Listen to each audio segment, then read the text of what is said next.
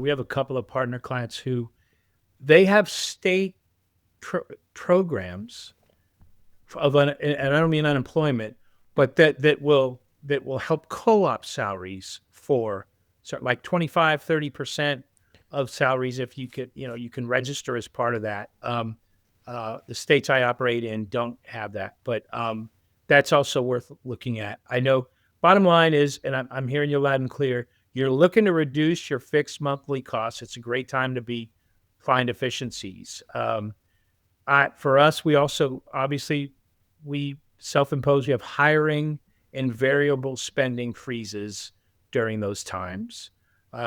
If possible, Mm. we're negotiating. I would say slower paying terms with our regular vendors. We don't usually take 30. I mean, we get an invoice and we're usually paying it within 7 days.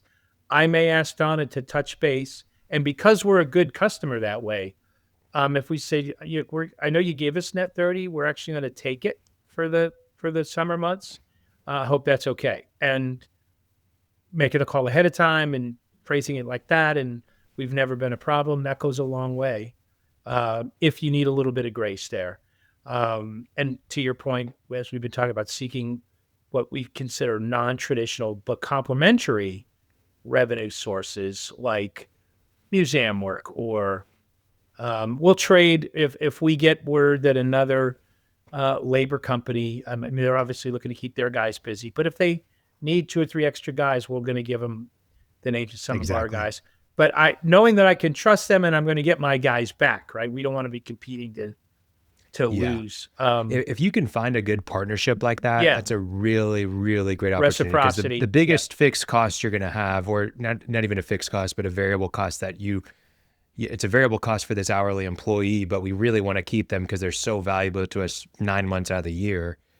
If you can find someone that really needs a really busy industry, and maybe that's landscaping in the summer, a pool company, and you trust that person and they're close with you, and they only need the labor. What's good for those pool companies or that landscaping company, they only need them in those summer months. They don't need them the rest of the year.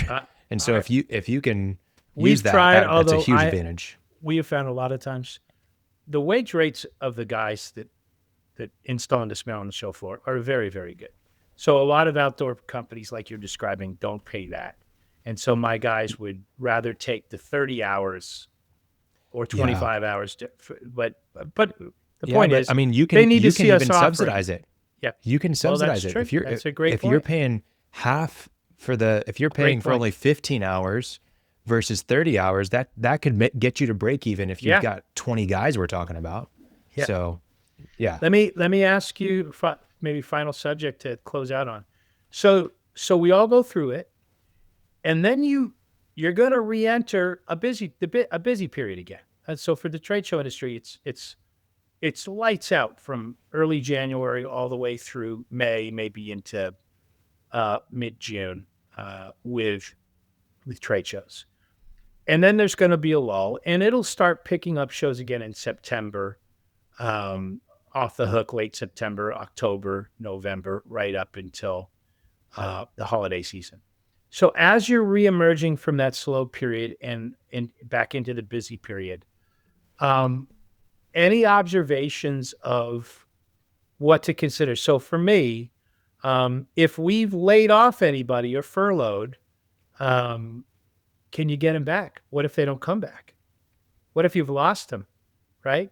Is there retraining that has to happen? Well, there definitely is if it's brand new people, but even if some people have been offered, I find, Khalil, that so in each city, most trade show labor companies have a core group of 6 or 8 guys, and man, by the end of the season, it's like a baseball team. You take the field, you make plays, you don't even have to speak. When there's a dismantle of a show, 2 guys are on ladders and they go high and start taking down lights, and 2 guys are going low and they're unzipping fabric stuff so they can get inside the fabric back walls and get electrical stuff done. There's a guy out back spotting freight, and when we haven't played as a team together, we're dropping softballs and easy throws. We're well, hey, why are four guys standing around talking about something instead of just starting up? Anyway, so there's a little bit of that rust that we have to shake off. But I think as an owner, the thing I realize is, are there any costs I've incurred, for example, by deferring paying some bills, or I've taken? Is there anything I need to be calculating for my first 2 months of being back busy? So I'm gonna pay all the stuff and including the increase of being busy, those cost of goods things. But now I have a few things to make up for in the summer that I have to do. I don't think a lot of people think about that. And No, they're just trying to get through. they're Their heads they're down just and they're getting through. just get through. And that's why it's so important to operate from a reserve rather than operating from credit in Yeah. these instances. Yes. Credit, in my opinion, operating credit has its place, right? But usually you should be using credit for assets, right? Not to Yeah. operate, and that's where you can get really tricky, because what happens is the flow. Hey, we just had a great 6 months. Now we're getting into the downturn. Oh crap, we've got to pay all these people. Now I'm delaying my payment terms to the full 30 days, maybe even beyond. Now I'm like trying to get my receivables in the door and we're starting to run out of receivables. Okay, now I've taken out that QuickBooks loan. I call it gangster loans that are 20% Love interest, that. Gangster loans. Yeah. yeah. Or, it's essentially a payday loan, QuickBooks operating loan or Stripe Capital loan, whatever it is. And then, I'm also, dipping into the credit line that we have at the bank, and the credit cards are starting to pile up. Oh, but it hit September and now we're finally starting to do some work and now we're finally busy. Well, you've got the normal September bills, maybe even more, because you've increased hours and your variable costs have gone up because now you're actually producing the work.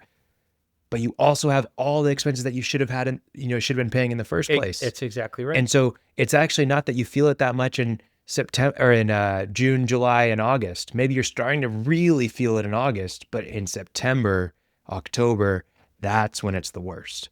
That's whenever you really start to feel the burdens of what you've been doing for the last 3 months of And not if it's working, but not a still well spending. thought out intentional plan, the great September and October, there is no money to set aside in reserves Nope. because you're digging out of the hole because you made missteps during the.